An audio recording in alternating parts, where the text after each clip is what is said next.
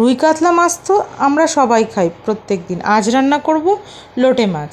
লোটে মাছগুলোকে লম্বালম্বিভাবে কেটে নিয়েছি। কেটে নেওয়ার পর একটা বাটিতে ময়দা কর্নফ্লাওয়ারের মিক্সচার দিয়ে গুলে নিয়েছি। তার মধ্যে লোটে মাছগুলোকে দিয়ে কড়াইতে গরম তেল দিয়ে সেই মিশ্রণটার মধ্যে লোটে মাছগুলোকে মাখিয়ে একে একে ছেড়ে দিয়েছি। সেই মিশ্রণটার মধ্যে আপনারা ময়দা কর্নফ্লাওয়ার একটু নুন দেবেন। তো এরপরে তেল গরম হতেই আমি মাছগুলোকে এক এক করে কোটিং করা মাছগুলোকে ছেড়ে দিয়েছি। তো আঁচটাকে একটু কম রাখবেন, কারণ লোটে মাছ প্রচণ্ড মানে একদম ফুল ফ্লেম রাখলে ওটা পুড়ে যাবে। এরপর ভাজা হয়ে গেলে আমি উঠিয়ে নিয়েছি। নেওয়ার পর মিক্সিতে পেঁয়াজ দিয়ে পেঁয়াজ বাটা করে নিয়েছি। কড়াইতে আবার তেল দিয়ে তেল গরম হতেই আমি পেঁয়াজ বাটা দিয়ে দিলাম। আদা রসুনের পেস্ট করে রেখেছিলাম সেটাও দিয়ে দিলাম।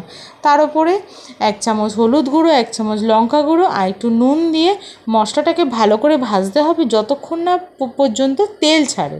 তো মশলা ভাজতে আমাদের মোটামুটি 5 মিনিট মতো সময় লাগবে। এইবার মশলা থেকে তেল ছাড়ছে আস্তে আস্তে।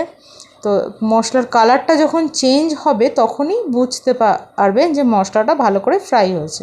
ভালো লাগলে আমার চ্যানেলটিকে অবশ্যই সাবস্ক্রাইব করবেন, আর নতুন নতুন রান্না দেখতে পাবেন। পদ্মশ্রী কিচেন আপনাদের সাথে সব সময় আছে, নতুন নতুন রেসিপি নিয়ে হাজির হবে। এরপর মিক্সি ধোয়া জলটা ভাজা মশলার উপর দিয়ে আবার মশলাটাকে ভাজতে হবে। তার উপরে দিয়ে দিলাম 4-5টা কাঁচা লঙ্কা, কারণ আমরা ঝাল খেতে পছন্দ করি।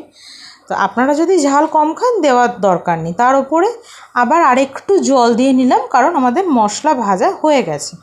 এবার আরেকটু জল দিলাম, কারণ মশলাটা সেদ্ধ হবে তো ওই জন্য, কারণ মাছ দেওয়ার পর আর জল দেওয়া যাবে না। এরপরে যে কোটিং করে ভেজে রাখা লোটে মাছগুলো ছিল ওগুলোকে আমরা ওই জলের মধ্যে ছেড়ে দিলাম, যেই ঝোলটা এবার একটুখানি চাপা দিয়ে ফুটতে দেবো। বেশ মাখা মাখা যখন দেখবো হয়ে গেছে তখনই নামিয়ে নেবো।